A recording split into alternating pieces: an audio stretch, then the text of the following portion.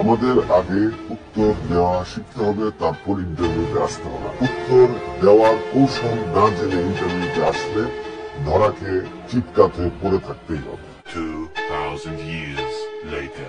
সিরাজ ভাই, আপনি কি একটু বলবেন যে মানুষ আসলে এখন একটু কনফিউজ, জায়েদ খান কি আসলে বোকা নাকি অনেক চালাক?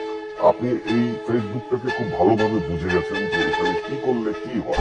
আমার তো পৃথিবীতে আমি বোঝার মতো ছেলে, আপনি বোঝেননি। আপনি তাহলে প্রশ্ন করছেন, আবার নিজের পেজেও আপনি আপলোড দিচ্ছেন, আপনি তো বুঝে গেছেন ভালো। এরকম অপবাদ আসছে যে আপনি বিয়ে করেন না কারণ আপনার পুরুষত্ব নেই। এটা যে যে বলে তাদেরকে আমার কাছে পাঠাবেন না। জানতে মানুষ অনেকে বলে কি যে জায়েদ খানকে বইরা যদি ধুমসে পিটাইতে পারতাম তাহলে আমার অনেক খুব শান্তি হতো। अभी बता दे भाई, अभी बता दे, अभी तूने गाड़ी में उंगली किया ना, अभी बता दे। আপনার ব্যাপারে শুনছি বিদেশে গেলে বলে যে আমি পিটাইতে পারে, আমি পিটাতে পারবো না, স্যার আমি ভিতরে থাকি না, রাখুন দেখি। এরকম শুনছেন অনেক।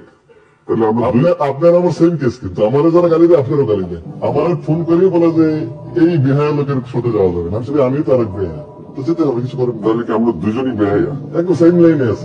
আমি ব্লেসড, মানে আপনি আসলে উত্তর দিতে শিখে গেছেন।